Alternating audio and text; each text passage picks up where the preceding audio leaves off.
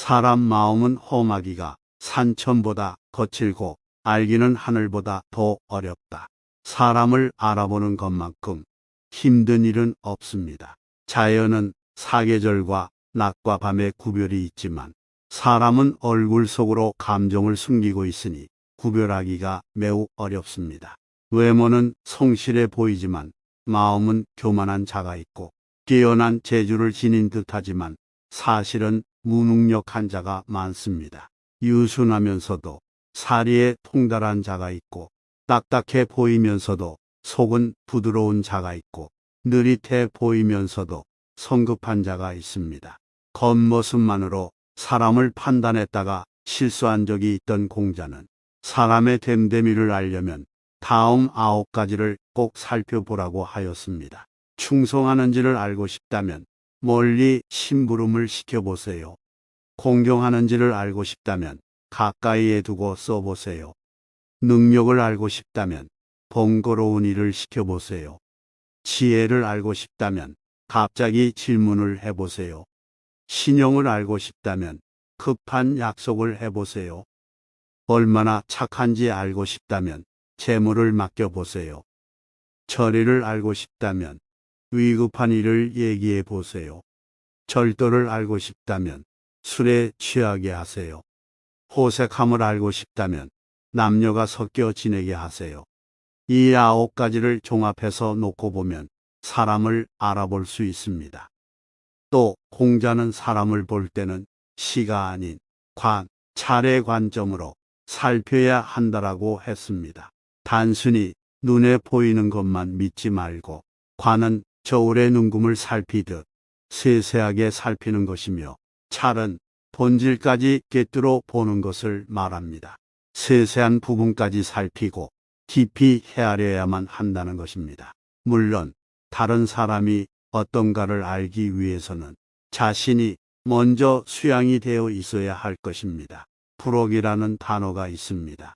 보통 어떠한 유혹으로부터 흔들리지 않는 것을 말하지만 사람을 잘못 보는 실수를 범하지 않는다로 해석할 수도 있습니다.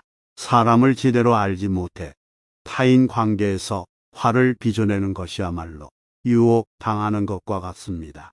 불혹은 지인에 해당한다는 이야기이고 사람을 잘 보는 안목을 갖추게 된다는 것입니다.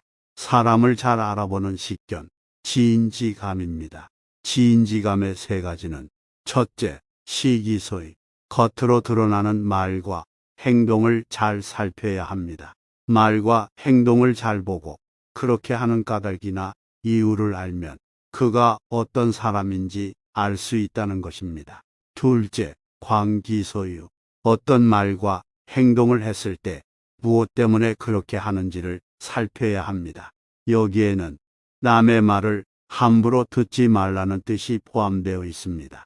셋째, 찰기소안, 말과 행동의 원인을 알았다면 그것이 마음에서 진정으로 우러나서 한 것인지를 살펴야 합니다. 즉, 품성과 사람 됨됨이를 살펴야 합니다. 또 문중자에서도 사람의 됨됨이를 살펴보는 것을 중요하게 생각했습니다. 군자는 어떤 사람과 친하려 할 때는 먼저 그 사람의 됨됨이를 살펴본 다음에 친하고 소인은 일단 친하고 난 뒤에 살펴본다. 그래서 군자의 사귐에는 실수가 적고 소인은 실수가 많다. 그리고 사람의 속성을 아는 방법은 첫째, 함께 술을 마셔보는 것입니다. 그리하면 그 사람의 음주 습관이나 감추어진 성격을 알 수 있습니다. 둘째, 함께 놀이화투를 해보는 것입니다. 그리하면 그 사람의 스케일이나 매너를 알 수 있습니다. 셋째, 돈 거래를 해보는 것입니다. 그리하면 그 사람의 신뢰도를 알 수 있습니다. 넷째, 함께 여행을 해보는 것입니다. 그리하면 그 사람의 평소 생활 습관을 알 수 있습니다. 이처럼 상대를 잘 살피고 나서 벗으로 사귀어야 한다고 했습니다. 술, 화투, 동거래, 여행은 상대를 테스트하는 방법이지만 또한 자기 자신조차 항상 삼가고 조심해야 할 일들입니다. 우리는 사람의 겉모습에만 속아 넘어가 본질을 보지 못하는 경우가 많습니다. 사람을 잘 살피려면 겉모습이 아닌 내면을 들여다보는 안목을 길러야 합니다. 사람을 볼 줄 아는, 전체를 볼 줄 아는 개안을 가져야겠습니다.